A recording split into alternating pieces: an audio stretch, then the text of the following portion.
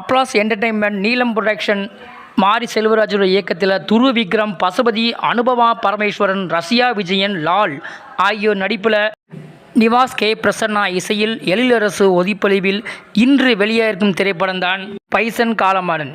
இந்த படத்தோட கதையை பற்றி பார்க்கும்போது, கபடி விளையாட்டின் மீது ஆர்வமாக இருக்கிற தென் மாவட்டத்து கிராமத்து இளைஞன் ஜாதி பிரச்சனைகள், அவமானங்கள், வன்முறை, துரோகங்களை கடந்து தடைகளை மீறி எப்படி ஜெயித்தான், தமிழக அணி இந்திய அணியில் இணைந்து ஆசிய விளையாட்டுப் போட்டியில் எப்படி ஜொலித்தான் என்பதுதான் பைசன் காலமாடத்தின் கதை. தனக்கே உரிய பாணியில் இயக்கியிருக்கிறார் மாரி செல்வராஜ். ஜப்பானில் நடக்கும் ஆசிய கபடி விளையாட்டுப் போட்டியில் இந்தியா பாகிஸ்தான் அணிகள் மோதுகிற காட்சிகளில் இருந்து படம் தொடங்குது. அங்கே விளையாடும் இந்திய அணி வீரர் துரு விக்ரம் அந்த இடத்துக்கு எப்படி வந்தார், என்னென்ன பிரச்சனைகளை சந்திக்கிறார் என அவரின் பள்ளி வாழ்க்கையிலிருந்து கதை விவரிக்கிறது. பிறைய நடக்கும்போது பசியில் சக மாணவர்களின் டிபன் பாக்ஸ்களை திறந்து திருட்டுத்தனமாக சாப்பிட்டுவிட்டு அதற்கு பனிஷ்மெண்ட்டாக ஸ்கூல் கிரவுண்டில் வெறியோடு ஓடுகிறார் துரு. படம் முழுக்க பல இடங்களில் ஓடிக்கொண்டே இருக்கிறார். அது ஒரு குறியீடு. கபடி வீரராக உடல்வாகு, கபடி ஆட்டம், நெல்லை ஸ்லாங், உணர்ச்சிகர பேச்சு, கோபம், கொந்தளிப்பு அவருக்கு பக்காவாக செட் ஆகியிருக்குது. துரு சினிமா வாழ்க்கையில் இது ஒரு முக்கியமான படம். ஹீரோவாக ஜெபித்து மனதில் நிற்கிறார். அடுத்தபடியாக அவர் அப்பாக வரும் பசுபதி செம சாய்ஸ்.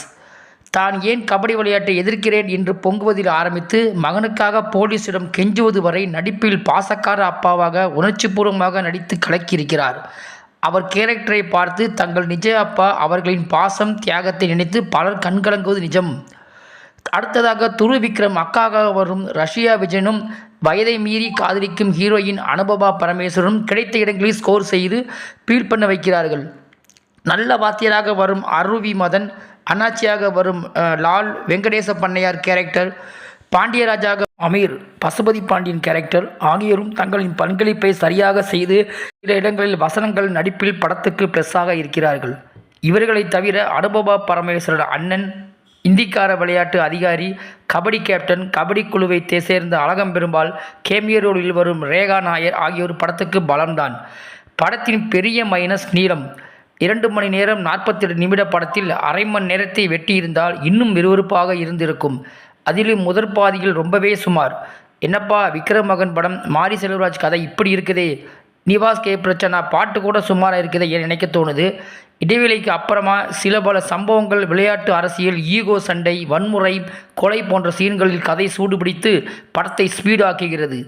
ஆரம்பத்திலிருந்து வரும் வன்முறை, ஜாதி பிரச்சனைகள், சண்டைகள் வழக்கமான மாரி செல்வராஜ் படம் என்றாலும் கபடி விளையாட்டு, ஒரு இளைஞனின் பார்வை, அவனின் குடும்ப, சமூக சூழ்நிலை, எதிர்காலம் ஆகியவற்றை அதில் கலந்து சுவாரஸ்யமாக கொடுத்திருக்கிறார்.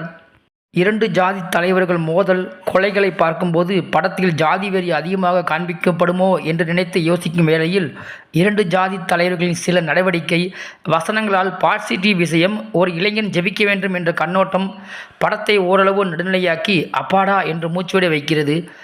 ஜப்பான் கபடி போட்டி காட்சிகளும் பரபரப்பு. சந்தோஷ் நாராயணன், மாரி செல்வராஜ் கூட்டணி அளவுக்கு நிவாஸ் கே. பிரசன்னா கூட்டணி இல்லை. ஆனாலும் சில பாடல்கள், தென் மாவட்ட நையாண்டி மேளம், பின்னணி இசையில் அவர் உழைப்பை போட்டிருப்பது தெரிகிறது. நெல்லை, தூத்துக்குடி மாவட்ட கிராமப்புற மக்களின் வாழ்வியல், புவியியலை அழகாக காண்பித்து இருக்கிறது எழில் அரசோட கேமரா. 1993-94 கதை நடப்பதால் அதற்கான முயற்சி எடுத்து தத்ரூபமாக காண்பித்த ஆர்ட் டைரக்டரும் கவனிக்கப்படுகிறார்.